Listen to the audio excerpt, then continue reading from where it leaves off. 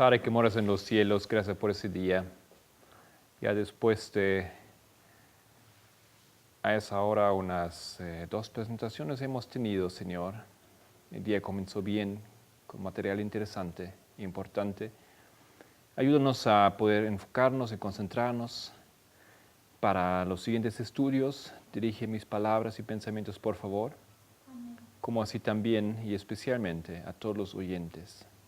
En nombre de Jesucristo, necesitamos y pedimos el apoyo de aquel que guíe a nosotros a toda la verdad. También ayuda en la técnica para que todo salga bien en las grabaciones. Por Jesucristo. Amén.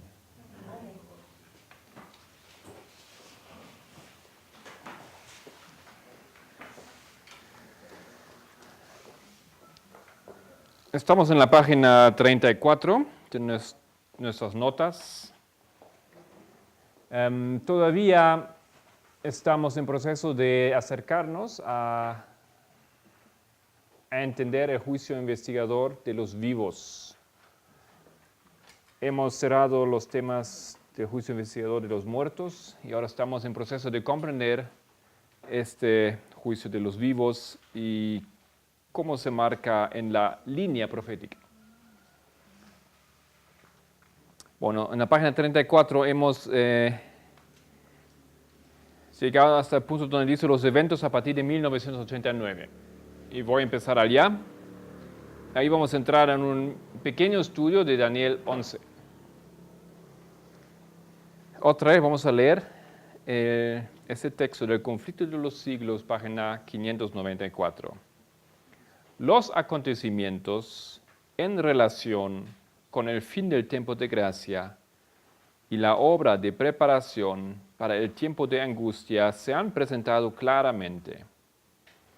Pero multitudes tienen tan poco entendimiento de esas importantes verdades como si nunca se hubiesen revelado. Satanás está atento para arrebatar toda impresión que podría llevar a los hombres por el camino de la salvación, y el tiempo de angustia no los encontraría listos. ¿Ya? Eso iniciamos ayer y vamos a quedar un poco en ese tema esa mañana.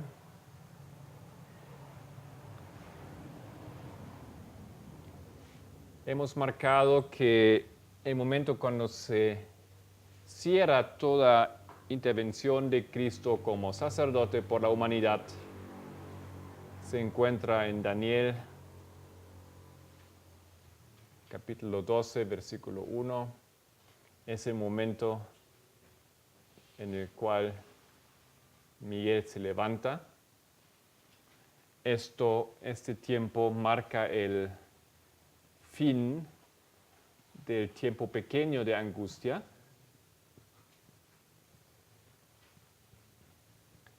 Y el comienzo de la gran angustia. La ley dominical está aquí, antes de ello. Entonces, aquí se cierra el tiempo de gracia, como Elena White dice, pero dice los acontecimientos en relación con el fin del tiempo de gracia se han presentado claramente. Ahí está la pregunta. Ahí hicimos la pregunta, ¿cómo se han presentado claramente? Nuestra experiencia como pueblo es que no sabemos mucho de ello, o casi nada. No hay material de eso. No se enseña sobre esto. Ya les conté algunas historias, una anécdota más que yo experimenté unos años atrás. Fui invitado para dar un seminario sobre Daniel 11 en Sao Paulo, en una iglesia muy grande. Y al final del seminario, el pastor vino adelante para dar un testimonio. Hemos estudiado Daniel 11, 40 a 45. Eso era el seminario allá en Brasil. Y el pastor de la iglesia al final vino adelante y quiso dar un testimonio y dijo, queridos hermanos, cuando yo estudié teología en la Facultad de Teología Adventista, nuestro profesor de Daniel Apocalipsis nos llevó durante el trimestre por todos los capítulos del libro de Daniel. Pero cuando se acabó el trimestre, justamente llegamos al capítulo 10 nada más. Y él dijo a nosotros los alumnos, queridos alumnos, ahora es tarea de ustedes en el resto de su vida descubrir lo que significa el resto. Entonces, este pastor dice, toda mi vida yo traté de entender lo que significan esos últimos versículos, pero no encontré nunca, no hay material. ¿Ya? Y para mí ese profesor era muy astuto, ¿ok? No era bien lo que él hizo. Un profesor sabe cuánto tiempo él tiene. Él tiene que planificar su tiempo para meter todo el material bien, ¿no es cierto? Porque no hay otro trimestre. Hasta que yo sepa lo que yo vi en la facultad, en la Universidad Adventista del Plata en Argentina, solamente un trimestre de Daniel, un trimestre de Apocalipsis. Es muy, muy poco. Ya, esos son unas 20 horas más o menos que tienes para estudiar todo el libro. Pero bueno, ese profesor, como él no sabía Daniel 11, eso es como yo lo entiendo, a propósito lo dejó así como casualidad que no llegaron a tocar el capítulo justamente ahí. Y no, entonces ya ni modo, no se dio, digamos. No me parece muy honesto esto, pero esa es la realidad. Y aquí por eso Elena White dice, pero esas grandes verdades son importantes verdades como si nunca se hubiesen revelado. Ahora, ese capítulo no está en vano en la Biblia y vamos a entrar un poco en el estudio. Hermano, ¿me presta ese libro amarillo? Un segundo. Solamente para demostrar. Lo que vamos a estudiar está todo aquí. ¿Okay? Aquí con más tiempos se pueden estudiar y leer, pero eso es el estudio fundamental. Ese libro reveló o trajo a nuestra generación la comprensión de ese capítulo o de esos últimos versículos de Daniel 11. Gracias. Ahora, abrimos entonces Daniel 11.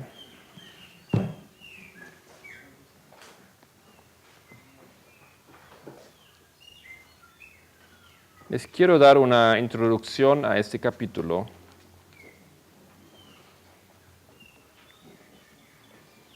Y Dios mediante el sábado vamos a volver y vamos a tocar nuevamente ese capítulo. Ahora vamos a mirar solamente el final, pero leemos desde el inicio. Dice en versículo 1, Daniel 11, versículo 1, y yo mismo en el año primero de Darío, el Medo, estuve para animarlo y fortalecerlo. Aquí está hablando el ángel Gabriel. Y ahora dice Gabriel, y ahora yo te mostraré la verdad. He aquí que aún habrá 3 reyes en Persia. Disculpan, y el cuarto se hará de grandes riquezas, más que todos ellos. Y él, y al hacerse fuerte, con sus riquezas levantará a todos los contrarreinos de Grecia. Y se levantará un rey, luego un rey valiente, el cual dominará con gran poder y hará su voluntad. Aquí en ese diagrama ustedes ven esa historia. Igual como Daniel 2, igual como Daniel 7, igual como Daniel 8, capítulo 11 toca esa historia. Pero ¿con qué rey empieza esa historia aquí? Ajá. También como capítulo 8 omite la historia de Babilonia. Ya se dijo lo suficiente, ahora empieza otra vez para dar más luz acerca de Medo-Persia. Y él dice que habrá aún 3 reyes y después un rey que es más rico que ellos, 4 reyes. Nos habla del final de la historia de Medo-Persia. Y luego dice, se levantará luego un rey valiente. ¿Quién es ese rey valiente que viene después de Medo-Persia? Alejandro Magno, aquí la historia de Grecia. Esto es Daniel 11. Y ahora lo que pasa después va a ocupar bastante espacio en ese libro. Versículo 4. Pero cuando se haya levantado, su reino será quebrantado y repartido hacia los 4 vientos. ¿Qué es eso? Esa historia aquí esa historia, cuando llega al final, las 4 alas o las 4 cabezas, especialmente las 4 cabezas, o aquí los 4 cuernos, ¿no es cierto? Se divide el imperio de Alejandro Magno en 4. Y le llamamos la historia, los historiadores le llaman esa historia la historia de los diádocos. Esos son los generales que ustedes conocerán. Lisimaco, Casandro, Ptolomeo y Seleuco. ¿Okay? Esos son los 4. La división, pero eso todavía es historia de Grecia. Todavía es historia de Grecia. Y ahora la Biblia en este libro va a entrar en muchos detalles de esa historia. No se habló nada de Helio en el capítulo 8, ni en el 7, ni en el 2. Y ahora va a entrar en muchos detalles. Y esos reyes, en la historia de esos reyes, ustedes pueden ver una cosa que acontece un poco más abajo. Versículo 5 dice, y se hará fuerte el rey del sur, mas uno de sus príncipes será más fuerte que él y se hará poderoso, su dominio será grande. 6. Al cabo de años hará alianza y la hija del rey del sur vendrá al rey del norte para hacer la paz. No entramos en esa historia. Urias Smith explica esa historia. ¿Ya? Urias Smith explica esa historia.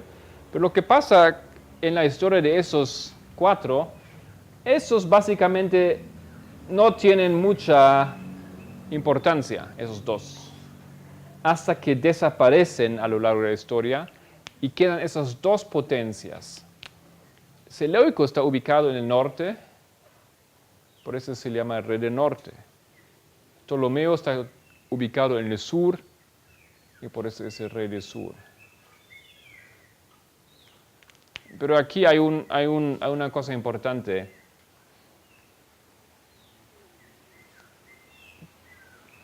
¿Qué es el sur?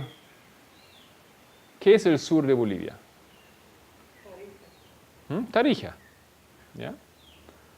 Ahora, para Colombia, ¿Bolivia está en el sur o en el norte? No, para los colombianos nosotros somos el sur. Estamos en el sur. Colombia está arriba. Ustedes estamos abajo. Nosotros somos el sur para Sí, los colombianos. sí, nosotros somos el sur para los colombianos. Nosotros somos llamados Sudamérica, ¿no es cierto? Es el continente sur de América. Entonces, lo que yo quiero decir, y para los argentinos, ¿Tarija es el norte o el sur? No, para los argentinos, Tarija es el norte. Entonces, solamente lo que quiero decir es, eso depende del punto de vista. Si estás en Argentina, Tarija es el norte. Si estás en La Paz, Tarija es el sur. Entonces, esa denominación aquí, ¿cómo podemos saber que Ptolomeo es el sur y Seleuco es el norte? Si eso depende tanto de dónde te ubicas. Y simplemente esa regla, el centro de la Biblia es Jerusalén.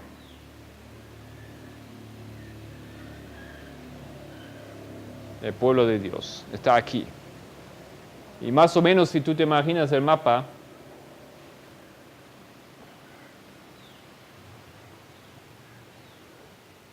aquí era Egipto.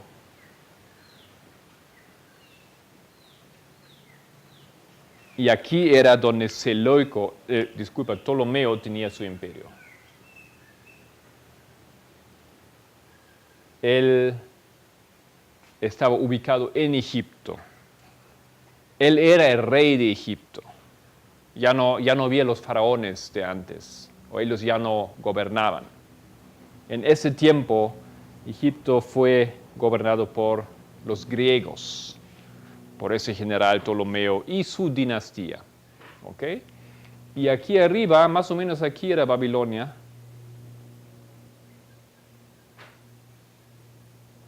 Eso todo aquí. Ese imperio hasta aquí y aquí, hasta llegando hasta India. Aquí atrás, eso era el imperio de Seleuco. Y Casandro y Lisímaco estaban aquí en esas áreas que es Grecia y todavía hoy es Grecia, las islas aquí, ¿no? Bueno, ahora Jerusalén es el centro y de Jerusalén tú tienes que mirar.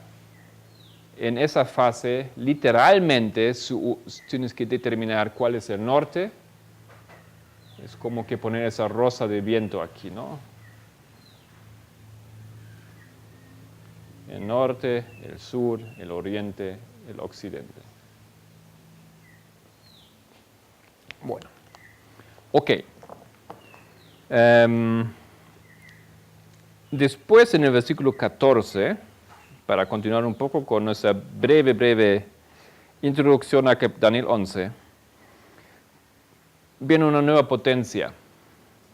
Dice en el versículo 14, en aquellos tiempos se levantarán muchos contra el rey del sur, y hombres turbulentos de tu pueblo se levantarán para cumplir la visión, pero ellos caerán. Esos hombres turbulentos, los pioneros han demostrado, nosotros lo podemos demostrar con varios versículos y con la historia, eran los romanos. Esos hombres turbulentos, o en inglés dice los ladrones de tu pueblo. Esos son los romanos, los ladrones de tu pueblo.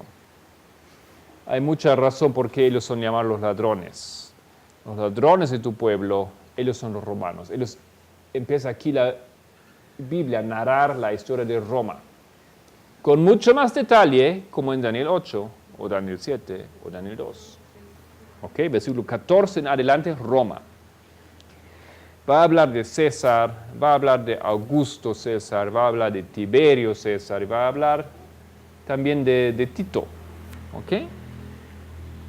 Aquí la Biblia cubre muchos detalles de la historia romana. Después ustedes pueden saltar hacia el versículo 30. En el versículo 30 otra vez acontece un cambio. Porque vendrá contra él naves de Quitín, y él se contristará, y volverá, y se enojará contra el pacto santo, y hará según su voluntad, y volverá, pues, y se entenderá con los que abandonen el santo pacto. Y se levantarán de su parte tropas que profanarán el santuario y la fortaleza, y quitarán el continuo sacrificio, y pondrán la abominación desoladora. Esos son versículos muy interesantes.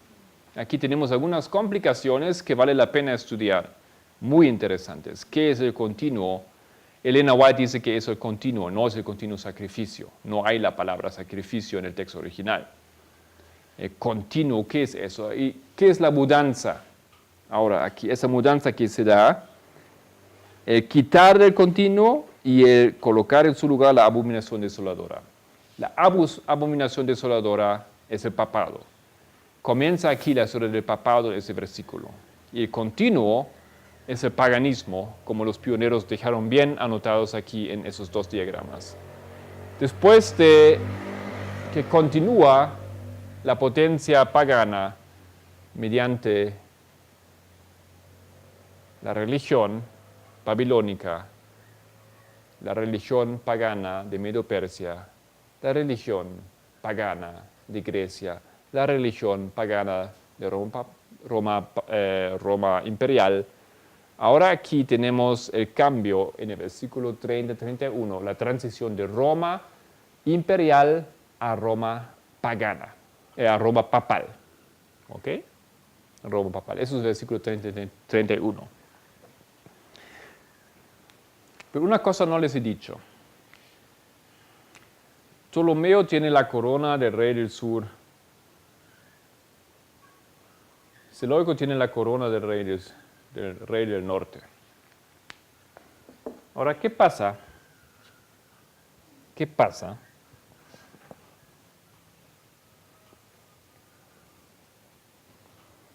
¿Qué pasa si los romanos vienen en esa historia y ellos conquistan a Seleuco? ¿Quién tiene la corona del rey del norte ahora?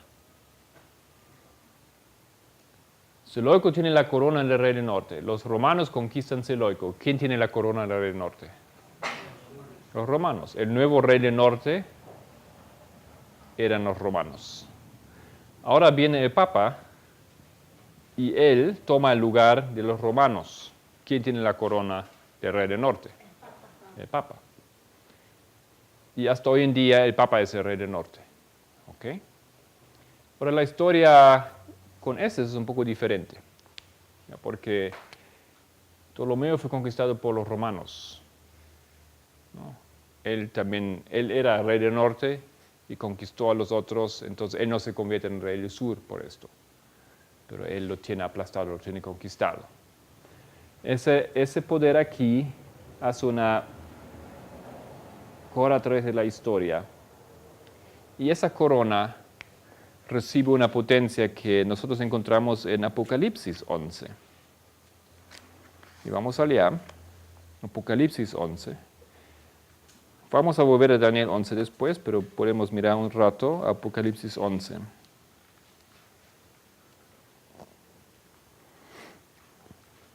En el versículo, ustedes han leído en Conflicto de los Siglos el capítulo donde Elena White explica. Ese capítulo aquí se llama la Revolución Francesa. ¿Ya? En ese capítulo, Elena White explica versículo por versículo del significado de Apocalipsis 11. Y ustedes van a recordar la historia de los dos testigos. ¿Quién eran los dos testigos? La Biblia, el Antiguo y el Nuevo Testamento. ¿Qué pasó con ellos? Fueron quemados. ¿Quemados? ¿Dónde fueron quemados? ¿En qué plaza es esa? ¿Dónde está esa plaza? En Francia, pero ¿dónde en Francia? En París. Elena White dice así.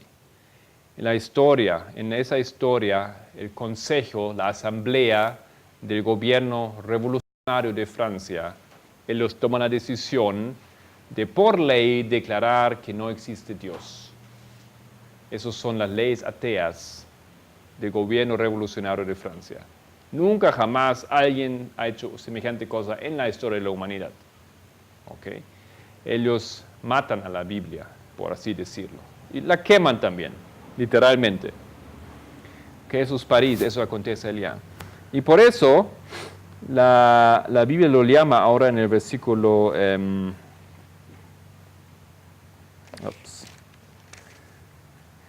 8. Y sus cadáveres, de esos dos testigos del Antiguo y Nuevo Testamento, estarán en la plaza de la grande ciudad, que en sentido espiritual se llama Sodoma y Egipto, donde también nuestro Señor fue crucificado. Ahora aquí, en esa historia, el título del rey del sur fue llevado por Egipto. Pero ¿por qué Egipto era el rey del sur? Y ahí Elena White también nos ayuda a entender esa situación. ¿Cuál es la similitud entre Egipto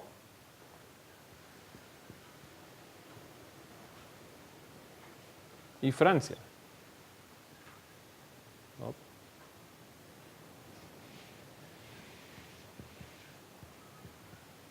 Pues ahí Elena White nos dirige a Éxodo capítulo 5.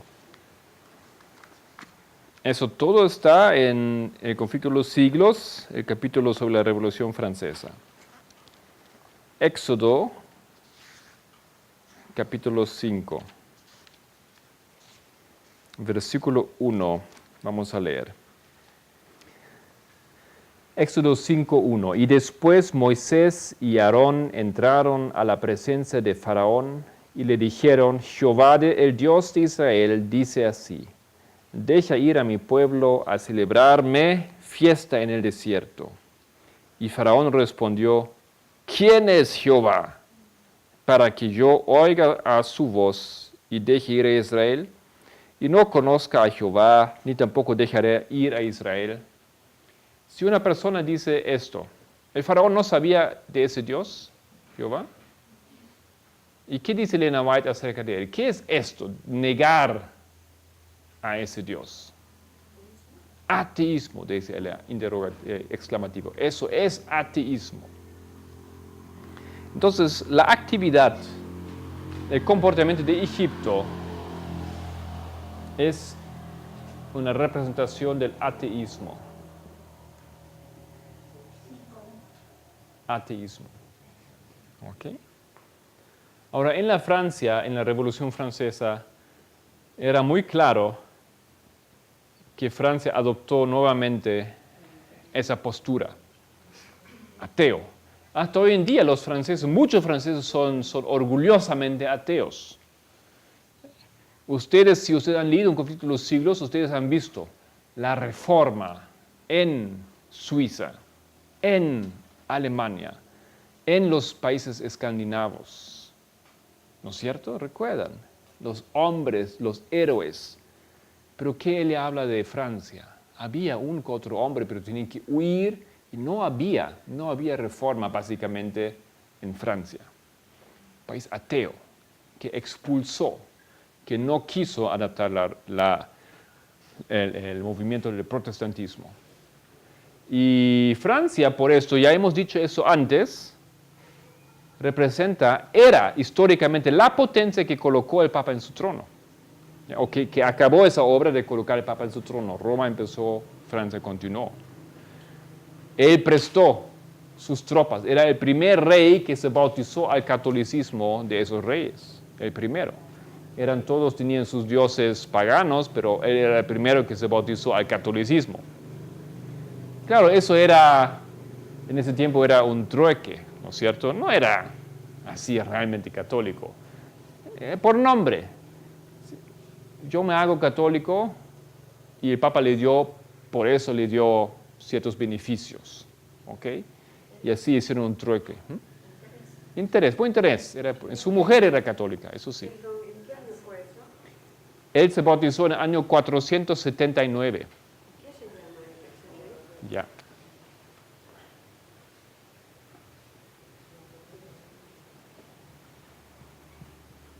Después de Cristo. Ok, él es también el primer rey de Francia, el primer rey de la nación de Francia, de los francos, gran rey, muy exitoso.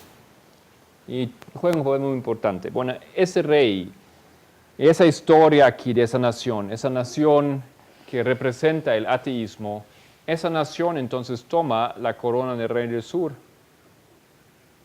Y vamos a ver cómo la Biblia ahora va a hablar de Francia. Ahora desde el versículo 30, vamos otra vez a Daniel 11, versículo 30, 31 en adelante, la Biblia habla de la Iglesia Católica.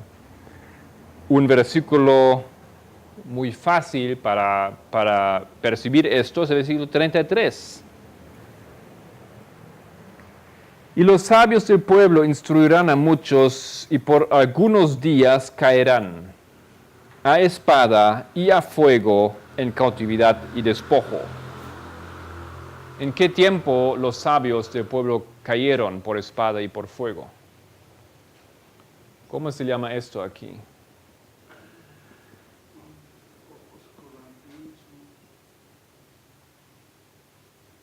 Donde ataron aquí a un cristiano y colocaron fuego. En la Edad Media, ¿no? No sé cómo se llama esto, Nosotros hemos visto ahora en Italia, en los valles de los valdenses, esas cosas. Ahí quemaron, ¿no? Y eso es la historia por espada, la persecución, la así llamada Santa Inquisición de la Edad Media. Eso es ese versículo aquí. Eso es la manera como Rey del Norte, el Papa, trabajó. Bueno, y después dice el versículo 34. Y en su caída caerán ayudados de pequeño socorro, y muchos se juntarán a ellos con lisonjas. En ese tiempo de la Edad Media, en esos días que aquí dice, ¿no? Esos pocos días. ¿Por cuántos días? Por 1260 días pasó esto. En ese tiempo tenían un pequeño socorro. ¿Qué era el pequeño socorro que el pueblo de Dios tenía durante los 1260 días? Casi no tenía ayuda, ¿no es cierto? Estaban todos contra ellos. Toda Europa se unió y se puso al lado del papado, del papismo, y persiguió. El pequeño socorro, yo entiendo, llegó a través de la Reforma, el movimiento de Reforma, donde en algunos países, específicamente los países del norte, ahí podían refugiarse un poquito. En algunos lugares, en cierto tiempo, recién en el siglo XVI, el pueblo de Dios. Pero después vino la contrarreforma y las guerras, etcétera, etcétera. Ok, eso es entonces la historia del papado aquí en Daniel 11. Estamos viendo en grandes rasgos esa historia. Hoguera. Ya.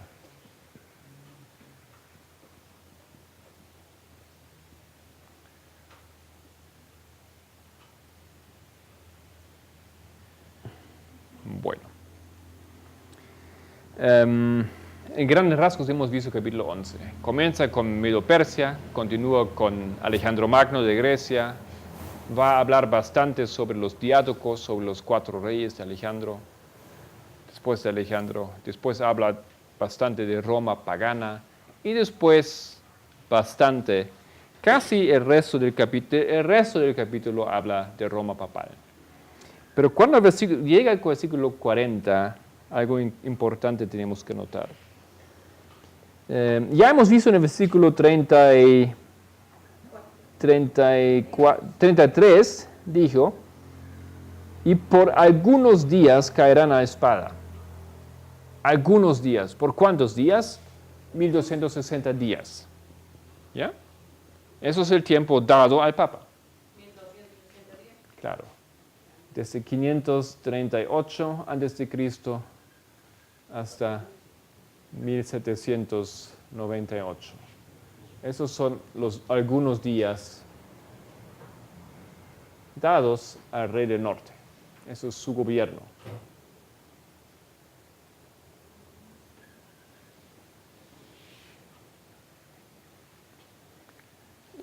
Y esos días tienen que acabar, ¿no es cierto? Y cuando acaban esos días, ¿cómo se llama el tiempo en el cual se acaben? El fin de la ira. ¿De la ira? De la ira, pero si usted dice el fin de la ira, se refiere a otra profecía, no a esta aquí. Está en el 36, 11:36. Sí. Bueno, ok. Hermano, aquí se hace referencia a esa profecía de los 2520 días, ¿no? La ira de Dios termina aquí. Los 1260 días no eran la ira de Dios, pero concuerda en el mismo momento aquí. El fin de los 1260 días son el tiempo del fin. ¿Del fin de qué? De los 1260 días. Nosotros tal vez tenemos un concepto normalmente que el tiempo del fin es el fin del mundo.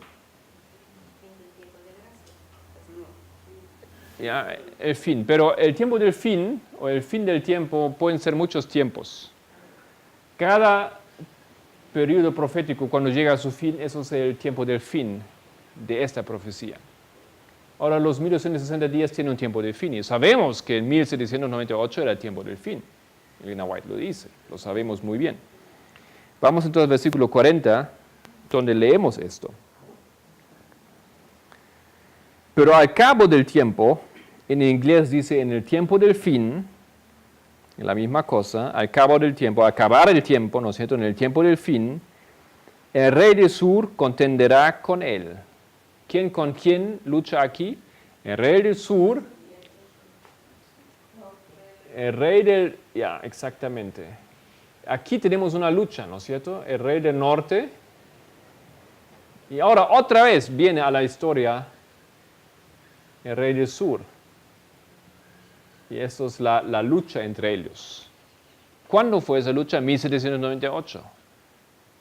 ¿Sabemos que había una guerra, una lucha, una contienda entre el rey del sur y el rey del norte en 1798? Por supuesto que sí, ¿no es cierto? El rey del sur, representando a Francia, y el rey del norte, el Papa, tenían una colisión de intereses políticos en ese tiempo. En 1798, en Francia, hay un gobierno de la revolución.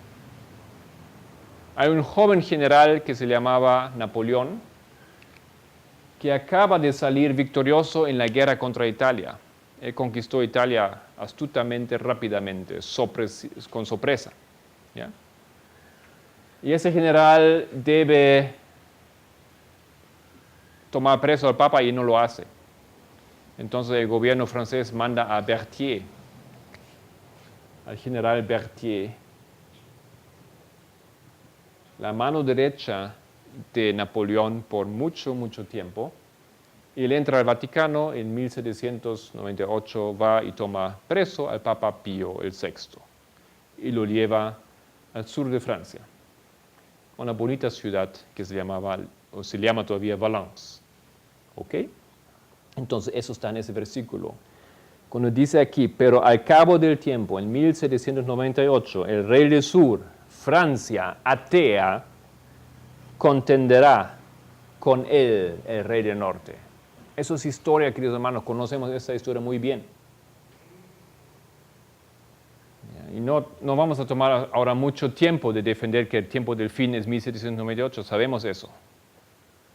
Sabemos que Elena White habla de eso. ¿Quiere decir el comienzo del fin? No, el fin. El fin de los 1260 días. El fin. Pero el comienzo de qué? El comienzo del movimiento milerista.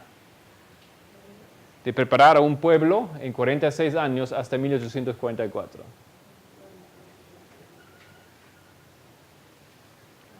Ahora, en ese tiempo aquí, el diablo logró casi exterminar el pueblo de Dios. Casi logró hacer desaparecer a la santa palabra de Dios. Pero Dios no lo permitió, ¿no es cierto? Deja terminar la persecución un poco antes y aquí destrona de un día al otro. Una tremenda sorpresa, de un día al otro no hay papa. Eso, él gobernó por 1000 años, más de 1000 años la tierra. Y su gobierno era realmente un gobierno político, ¿no es cierto? Y de un día al otro no había más papa. Y por muchas décadas no iba a haber más un papa sentado en Roma. Los papas después estaban en Milán o en otros lugares. Y ya perdieron su gobierno, perdieron el control de los estados vaticanos y de todo lo que ellos tenían controlado en sus manos. Eso es un momento increíble en la historia, pero Dios hace eso y ese poder cae. Y todavía no se levantó todavía. Está levantándose, pero su herida todavía no ha curado. No ha curado porque si se hubiese curado, estaría gobernando el tiempo como en aquellos tiempos. Estaría gobernando el mundo como en aquellos tiempos. No está, ¿no es cierto? Tiene pretensiones, está haciendo muchas cosas de atrás, pero todavía no está ahí donde él estaba una vez. Su herida está casi sanada, pero todavía no está. Bueno, ese hombre entonces aquí, el rey del norte, de eso habla el versículo 40, que se encuentra con el rey del sur, se roza, se choca y es destronado. El rey del sur lo aplasta y queda abajo, apretado, aplastado el rey del norte. Cayó. Pero el versículo continúa. Tenemos que prestar atención a la expresión aquí de las palabras. Dice lo siguiente, dice punto y coma. ¿Qué significa punto y coma en nuestro idioma? ¿Qué es punto y coma? No es punto ni es coma, ¿no es cierto? Un punto significa que algo termina, un coma significa es una segunda parte de algo, y punto y coma es algo entre medio. Algo nuevo empieza, pero en realidad también continúa de lo anterior. Entonces aquí la historia continúa, aunque al mismo tiempo se acabó un capítulo. Se cerró el capítulo de la historia del papado, pero esa historia continúa. Continúa. ¿Cómo continúa? El rey del norte se levantará contra él. Ahora, claro que el Papa no iba a quedar ahí aplastado. Ahora en la historia, queridos hermanos, eso es claro que eso es el Papa. ¿Dónde está Babilonia hoy en día? No espiritualmente, literalmente. ¿Dónde está Babilonia? ese poder de Babilonia. No hay. No hay. Cayó y nunca se levantó. ¿Dónde está Medo Persia? No hay. Hoy es Irán, Irak, son países. No hay. Grecia, tampoco hay.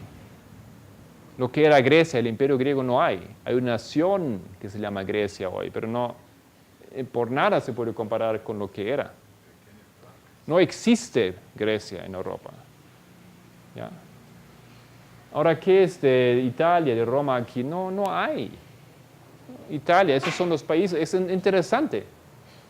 Son países, esos países aquí hoy en día que eran la gloria, que gobernaban la tierra, eran los países que representaban la potencia del diablo en la tierra. Esos países hoy son países de crisis, económicamente desestables, políticamente quebrados. Esos países ya no hay en ese sentido. Digamos, ya no juegan ningún papel. No están entre las naciones grandes de esa tierra. Ni hablar la nación grande de esa tierra. ¿Okay? Pero esta nación aquí, el Papa, ¿qué pasa con él? La Biblia nos dice que se levantará.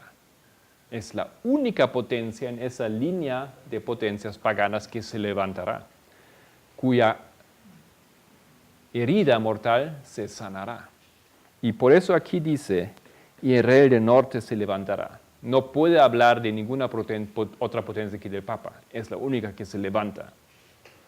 Se levanta con coraje, porque quiere de nuevo, otra vez quiere tener esa potencia que tenía y lo quiere hacer mejor y peor de una perspectiva como lo hizo antes. Y el rey del norte se levantará, y eso es un largo proceso ahora, se levanta inmediatamente. El año después de arrebatar el Papa, ellos otra vez proclaman otro Papa. ¿Ya? Pío, después de un año, muere en el cautiverio y después se levanta otra vez. Pero claro, ahora es muy difícil levantarse, le va a costar muchos años, muchas décadas. Y el del norte se levantará ¿contra quién? Contra él. ¿Contra quién? Contra el rey del sur. Porque él lo bajó, por supuesto. ¿Y para qué se levanta contra él? Venganza, ¿no? Para vengarse. Ahora, se levantará contra él como una tempestad. ¡Wow! O sea, terriblemente, con mucha fuerza, como una tempestad. ¿Qué hace una tempestad? Destruye, barre todo, no deja nada. No sé. Así viene. Con carros y gente de caballo. Si usted hace un estudio bíblico, carros y gente de caballo representa a fuerza de guerra, a fuerza militar. Los carros y la gente de caballo del faraón. Fuerza militar. ¿Y con qué más? Y muchas naves. ¿Qué son naves en la Biblia? Navíos. Poder económico. Puede ser otra cosa también, pero un significado. ¿Recuerdan los mercaderes en los mares que lloran en Apocalipsis 18 cuando cae la Babilonia? ¿No es cierto?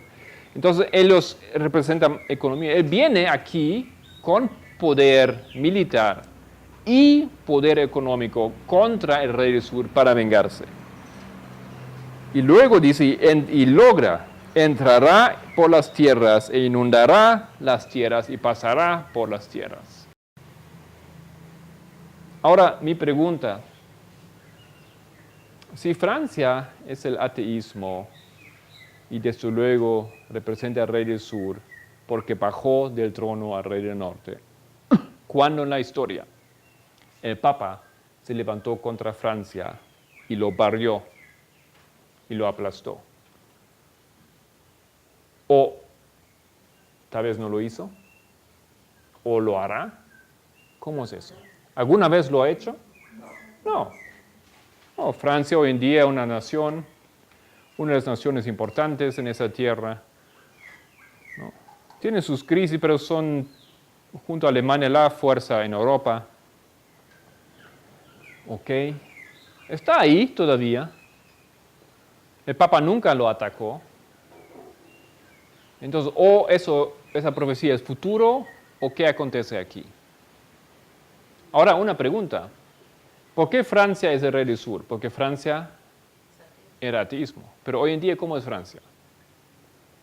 Tenemos que ver que esas naciones aquí representan algo. Francia representaba el ateísmo en la tierra. ¿Cómo es hoy? Pues Francia es igual como cualquier otro país. Es una república. Tú puedes tener cualquier religión que quieres. Hay muchísimos musulmanes, hay muchísimos ateos, hay muchos cristianos y muchísimos católicos ahí. Francia ya no es el ateísmo. Francia ya no es el rey del sur. Pero queridos hermanos, si Francia no es el rey del sur, ¿quién en la historia de la tierra, luego de Francia, representó el ateísmo? ¿Cómo dicen? El cuerno pequeño. ¿Quién es el cuerno pequeño? ¿Francia el ateísmo? No. ¿El papado el ateísmo? No. La religión del papa es el catolicismo, no es el ateísmo. Socialismo, sí, querido hermano, por supuesto. La religión o la antirreligión del ateísmo en esa tierra, no, voy a armar nuevamente la frase. La ideología que representa el ateísmo en las últimas décadas sobre esa tierra ha sido el socialismo, comunismo-socialismo, para el cual supuestamente la religión es como opio para el pueblo. En el socialismo, las iglesias cristianas tenían una posición muy, muy difícil. En gobiernos socialistas, las iglesias tienen una posición difícil, ¿no es cierto? No es así, nosotros lo sabemos. No es así, fácil. Los gobiernos socialistas no tienen una posición muy abierta para las religiones y a veces son completamente en contra de las religiones. Entonces, en la historia podemos ver que la corona del rey del sur no quedó con Francia, sino pasó. ¿A quién? Pues, ¿quién representó el ateísmo en la tierra después de Francia? El socialismo, el comunismo. Yo pongo aquí Rusia. ¿Por qué Rusia? No pongo la Unión Soviética. Pues en la Unión Soviética Rusia es el núcleo, ¿no es cierto? Ahí está el gobierno, ahí estaba el gobierno. Ese gobierno de Rusia logró amplificar esa potencia de las naciones socialistas y creó la Unión Soviética con Bielorrusia, con Ucrania, con Uzbekistán, Kazajstán, etc. ¿Ok? Y después lo aumentó, extendió con Polonia, con Bulgaria, con Angola, con Mozambique, con Cuba, etc. ¿No? El bloque del socialismo. Rusia en la historia tomó esa corona y era o es el rey del sur. Ahora, ¿cómo llegó el socialismo de Francia a Rusia?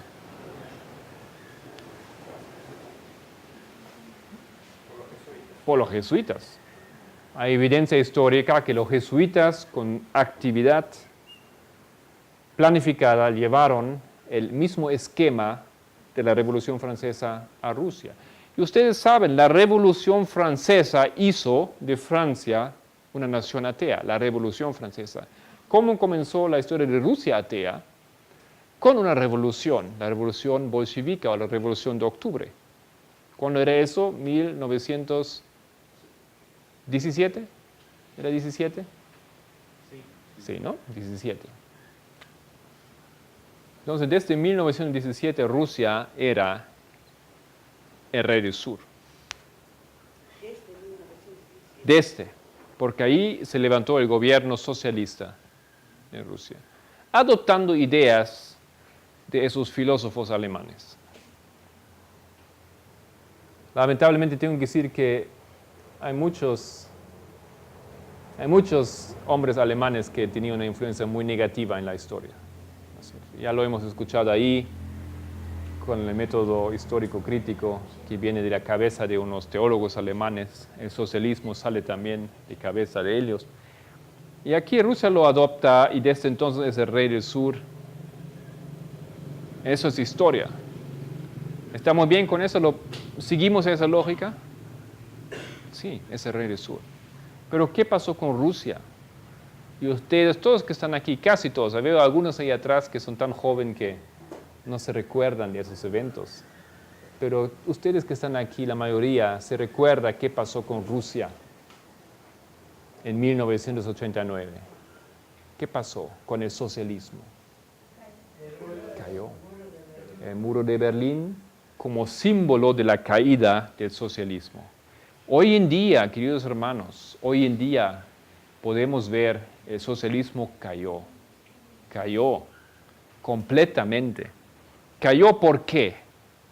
Y ahora está lo interesante. Cayó. Rusia representó el socialismo hasta 1989. Vamos a poner eso aquí.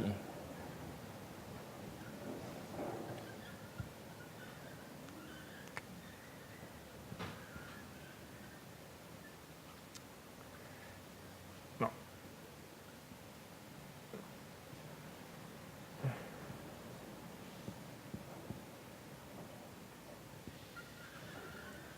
Aquí, 1798, el rey del sur conquista al rey del norte. Aquí, en 1989, el rey del norte conquista el rey del sur. ¿Por qué digo que el rey del norte conquistó Rusia? La evidencia histórica es así. Rusia no cayó así nomás. Hay muchas teorías cómo cayó.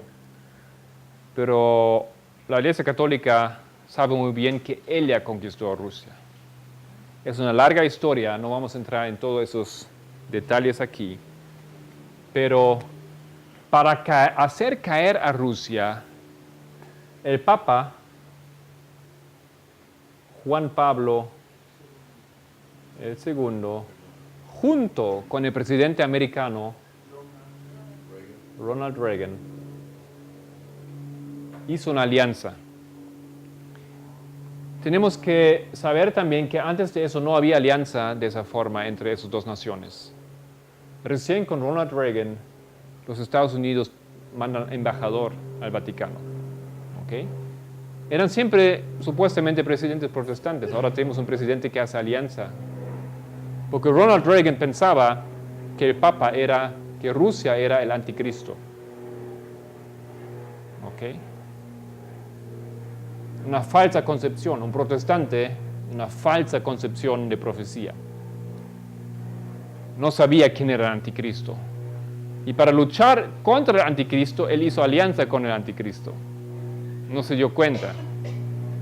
Hace alianza. Y ellos dos logran, mediante esfuerzos económicos, embargos, ¿no es cierto?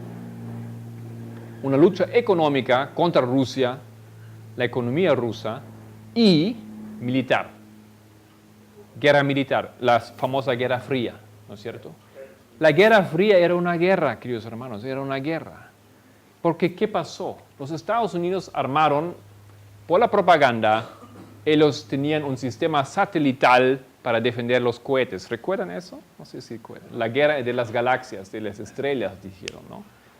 Y eso significa que si Rusia manda un cohete a los Estados Unidos, ahí del espacio, los americanos lo iban a bajar. Entonces ellos tenían que luchar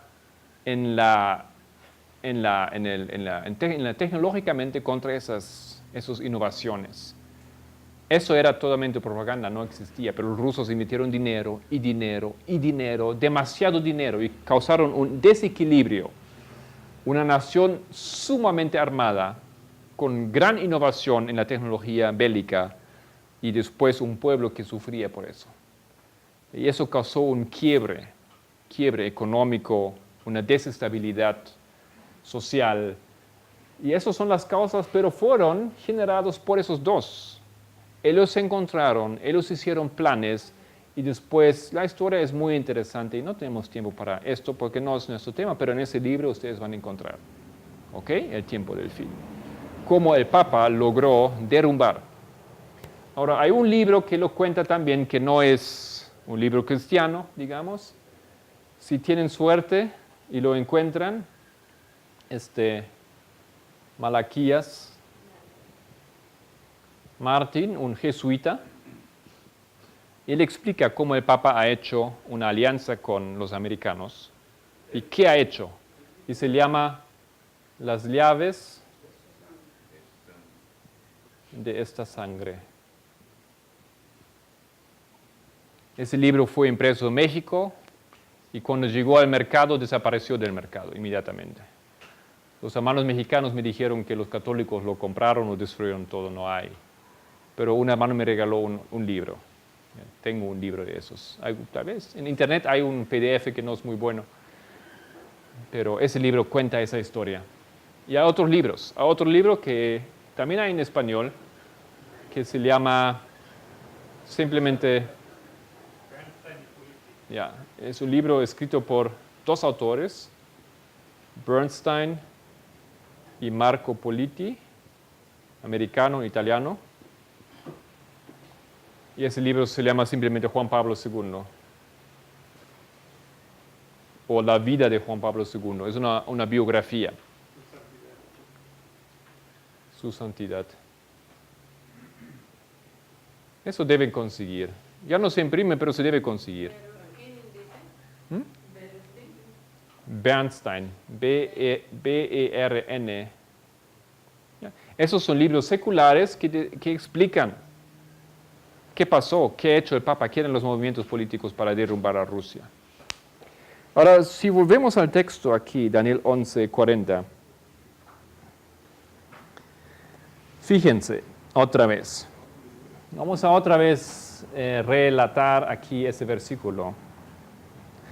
Pero al cabo del tiempo, 1798, el rey del sur, Francia, contenderá con él, con el rey del norte, con el Papa. Y el rey del norte, el Papa, se levantará contra el ateísmo, contra el rey del sur, contra Rusia, como una tempestad. Con la fuerza militar, con carros y gente de a caballo, la fuerza militar de los Estados Unidos, y muchas naves, y la fuerza económica de los Estados Unidos y las otras naciones asociadas, y entrará por las tierras e inundará y pasará. Ahora aquí no dice que Rusia fue conquistada. Y hoy en día ustedes ven que Rusia no es conquistada, pero las tierras de Rusia sí. Las tierras de Rusia sí. ¿Qué pasa con Polonia? ¿Qué pasa con Rumanía? ¿Qué pasa con Hungría? Ahora pertenecen a la Unión Europea, ¿no es cierto? Esos países han caído. ¿Qué pasa con Uzbekistán? Se levanta contra Rusia. Está haciendo guerra contra Rusia.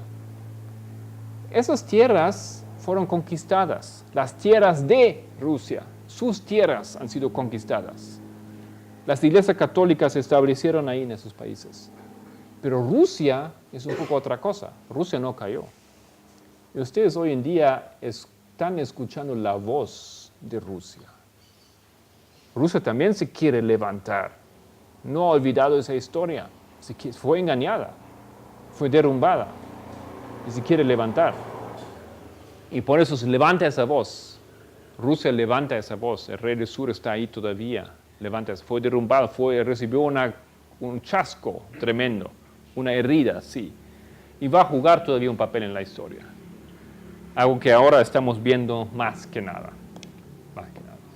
Hoy Donald Trump advirtió a Rusia y dice que Rusia está haciendo cosas para empeorar la relación con los Estados Unidos. Está haciendo maniobras. Y Trump ayer anunció que ellos iban a apoyar a Polonia militarmente para defenderse de las amenazas de Rusia. Ahora, ¿por qué Polonia? Polonia es frontera, pues. Polonia es país frontera entre el occidente y el rey del sur. ¿no es cierto? Está ahí. Esos son los países donde hay la colisión, donde primeramente entrarían. Y ahí, en la frontera, ahí los Estados Unidos ahora prometieron que van a apoyar, van a ayudar. No hemos visto todavía el final de esa historia, pero queridos hermanos, aquí estamos y vamos a necesitar para nuestro estudio esa fecha. He tomado algún tiempo para defender que esta fecha, 1989, para nosotros es una fecha importante, porque según la Biblia, algo pasó allá. Y lo que yo quiero decir es esto. Cuando dice en versículo 40, pero al cabo del tiempo, pero al tiempo del fin, en un versículo pasan dos cosas. Pasa esto y pasa esto. Entonces, esto es el tiempo del fin para los mileristas. Y esto, queridos hermanos, también es el tiempo del fin para los 144,000. Desde 1989 nosotros estamos en el último tiempo del fin que esa tierra verá. Vamos a cerrar con oración.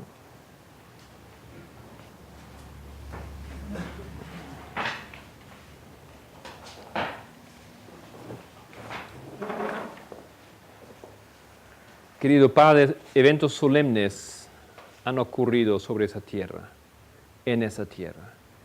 Queridos padres, nosotros somos testigos de esos eventos. Es nuestra generación que ha visto todo esto. Ese versículo, Señor, se nos abrió a nuestra generación. Nosotros hemos visto en la televisión o hemos tenido experiencias personales con esta historia. Hemos estado ahí. Querido Señor, no es por nada que tú dejes a este pueblo, en este tiempo, a esta generación, entender esas cosas. Si eso es verdad, Señor, y eso es mi completa convicción, establece esas verdades en los corazones de todos los que buscan la verdad. En el nombre de Jesucristo pedimos ello. Amén.